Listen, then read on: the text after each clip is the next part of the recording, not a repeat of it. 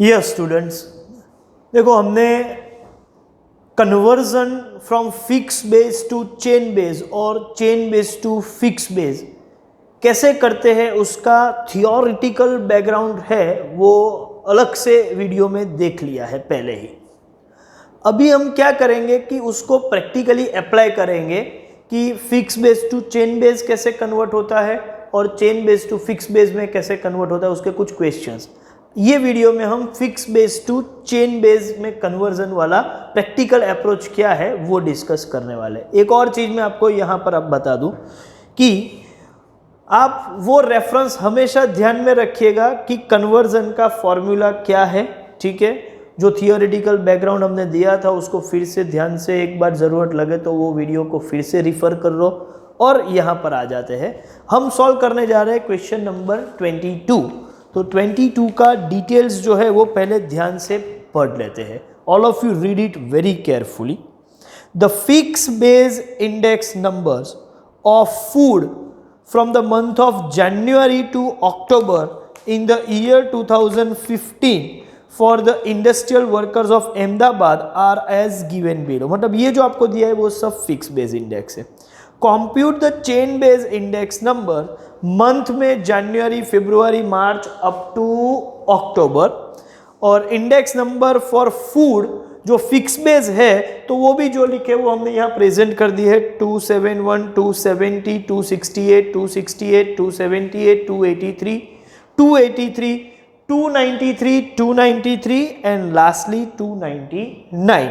अब आपको बोला है कि इसका चेन बेस इंडेक्स निकालो। कैसे करते हैं? देखो हमारे पास फॉर्मूला है कि chain base index of any year और any period is fixed base index of current period upon fixed base index of previous period। Ultimately जो इंडेक्स है वो भी क्या है? जनरल प्राइस लेवल ही है। तो इंडेक्स बोलो या जनरल प्राइस लेवल बोलो तो ये general price level express in terms of percentage ही है, तो वो प्राइस ही समझ के चलो। तो चेन बेस इंडेक्स का प्राइस क्या है? प्राइस इंडेक्स कैसे निकालते हैं?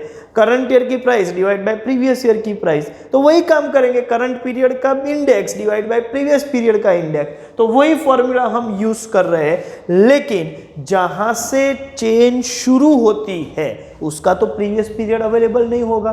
तो जहां से चेन शुरू होती है वो जनवरी से ही शुरू हो रही है तो वो तो सीधा हम 100 लिख देंगे। उसके बाद हम कैलकुलेट करेंगे फेब्रुआरी में।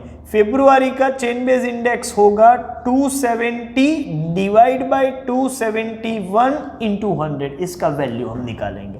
अच्छा, उसके बाद मार्च के लिए क्या करेंगे? 268 डिवाइड बाय 270 इंटू 100। उसके बाद अप्रैल के लिए 268, प्रीवियस पीरियड का वैल्यू भी 268 इंटू 100। मई के लिए 278 डिवाइड बाय 268 इंटू 100। जून के लिए 283 डिवाइड बाय 278 इंटू 100। जुलाई के लिए 283, प्रीवियस पीरियड में भी 283 है तो इंटू 100। चलिए यहाँ पर क्या होगा? 293 डिवाइड बाय 283 इंटू 100। यहाँ पर होगा 293 डिवाइड बाय 293 इंटू 100। और यहाँ पर हम लिखेंगे 299 डिवाइड बाय 293 इंटू 100। चलिए सबका कैलकुलेशन करते हैं और ये सब वैल्यूज निकालते हैं। ओके,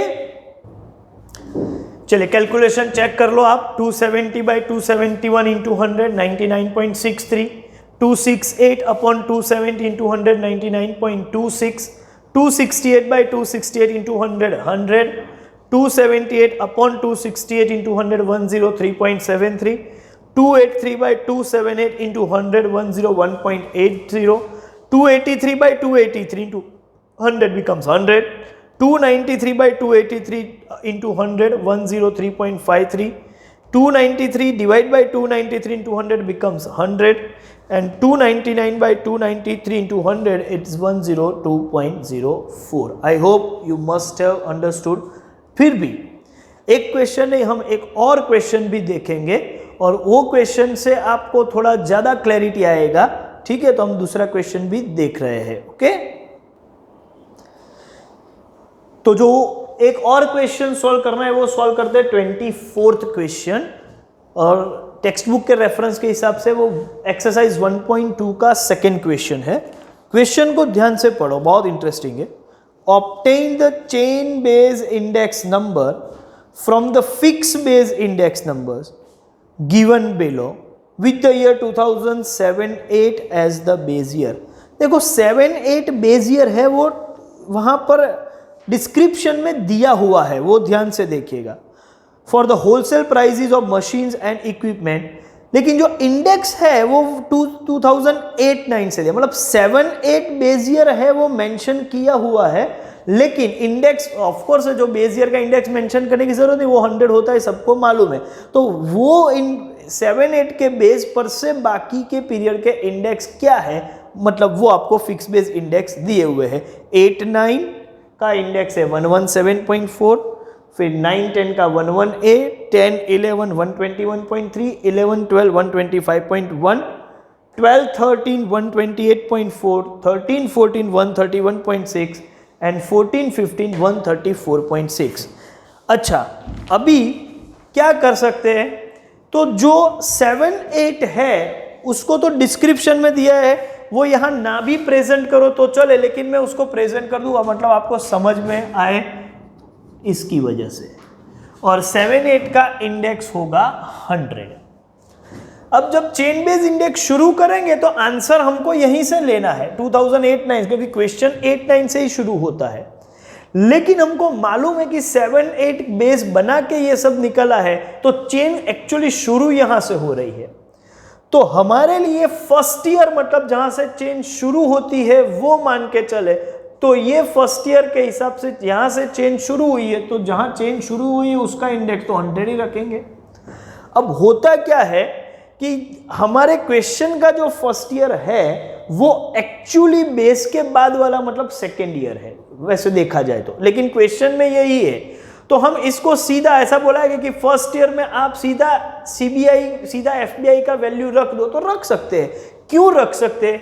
क्योंकि बेस ईयर के बाद वाला जो पीरियड है उसका मैं फिक्स बेस इंडेक्स निकालूं या चेन बेस इंडेक्स निकालूं, सेम ही रहेगा, क्योंकि फिक्स बेस में भी आपको यही करना है कि बेस ईयर का वैल्यू जो है वो डिवाइड करना है, ठीक है।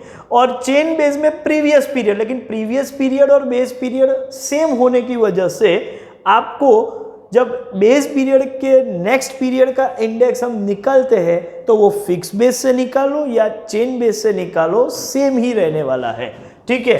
तो फिर भी हम लिख रहे हैं कि क्या है कैलकुलेशन, 117.4 डिवाइड बाय 100 इंटू 100।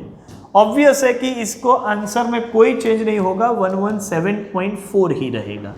चलिए इसके बाद क्या करेंगे, तो इसके बाद आपको करना है 118 FBI of current year divide by FBI of previous, मतलब 117.4 इंटू 100। तो मैं इसको लिख रहा हूं 118 अपॉन 117.4 इंटू 100। कैलकुलेट करते बाद में, पहले लिख रहे थे 121.3 डिवाइड बाय 118 इंटू 100। उसके बाद 125.1 divide by 121.3, 125.1 divide by 121.3 into 100। चलिए अब होगा 128.4 divide by 125.1, 128.4 divide by 125.1 into 100। अब होगा 131.6 divide by 128.4, 131.6 divide by 128.4 multiplied with 100। इसका आंसर निकालते हैं। और लास्ट में 134.6 अपॉन 131.6 इंटू 100। तो उस हिसाब से ये काम होगा। अब ये सभी कैलकुलेशन हम कर लेते हैं, ओके। तो ये सभी फिगर्स कैलकुलेट करके रखी हुई है।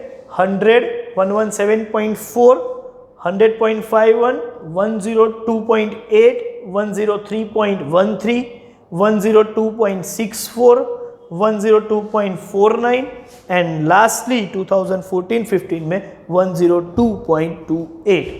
तो फिक्स बेस से चेन बेस में कन्वर्जन करने में क्या करना है, सिंपल एक फॉर्मूला का यूज करना है और जहां से चेन शुरू होती है वहां 100 रखना है, बस इतना आपको ध्यान रख के ये पूरा प्रोसीजर करना है। अभी भी मैं एक और क्वेश्चन सॉल्व करने जा रहा हूं, बाद में मैं आपको पूरा होमवर्क का क्वेश्चन का डिस्कशन मतलब लिस्ट दे दूंगा। ओके, चलिए अभी एक और क्वेश्चन मैंने आपको बोला वो सॉल्व कर रहे हैं, question number 28। All of you read it carefully, पूरा क्वेश्चन ध्यान से पढ़िएगा। The price index number of an item for the year 2000 is 100। तो 2000 का इंडेक्स 100 है, हो सकता है 2000 बेस ईयर हो या ना हो, वो तो क्लैरिटी करेंगे तो पता चलेगा। Taking 2000 as the base year, okay, तो जो 100 है वो बेस ईयर ही है, तो वो भी बता दिया है। Okay, the price index number of the item has increased by 15% in the year 2001, decreased by 4% in the year 2002, decreased by 2% in the year 2003, and increased by 10% in the year 2004. Okay, convert this index number into chain based index. ठीक है, तो अपने को solve करते हैं। पहले तो 2000 को बेस बनाया है, तो 2000 का इंडेक्स जो है वो तो हो गया 100।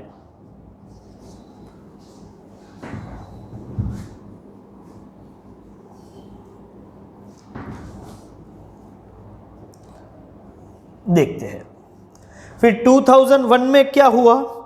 2001 में बोला कि index price index number of the item has increased by 15%। तो नया जो इंडेक्स है वो 100 इंक्रीज हुआ है, तो percentage increase 100 plus percentage increase आपको मिलेगा, और डिक्रीज हुआ होगा तो 100 माइनस परसेंटेज डिक्रीज हम लेंगे। तो यहां तो इंक्रीज हुआ है 15%, तो ये हो गया 115। 2002 में क्या हुआ, 2002 में ये बोल रहा है कि decreased bye 4% in the year 2002। तो 100 और 100 का 4% 4 ही होता है, तो 4 डिक्रीज हुआ, तो ये हो जाएगा 96। उसके बाद बोल रहे हैं कि decreased bye 2% in the year 2003। तो 2003 में 100 में से 2% मतलब 2 माइनस करो तो ये बनेगा 98।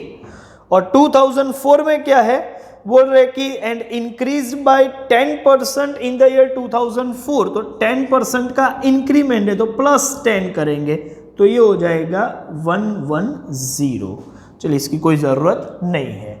अब ये जो फिक्स बेस इंडेक्स है उनको कन्वर्ट करो चेन बेस में, मतलब पहले ये सब रेडीमेड देते थे, अब ये क्वेश्चन में थोड़ा फिक्स बेस इंडेक्स कंस्ट्रक्ट करने के लिए एडिशनल कुछ इंफॉर्मेशन दी हुई है। उसके हिसाब से पहले एफबीआई कन्वर्ट कर दो, और वो कन्वर्ट एफबीआई कंस्ट्रक्ट कर दो, और वो कंस्ट्रक्ट हो जाने के बाद उसको सीबीआई में कन्वर्ट करो। कन्वर्जन का टेक्निक जो पहले था वही है पिछले 2 क्वेश्चन में जो हमने देखा, FBI of current year divide by FBI of previous year into 100।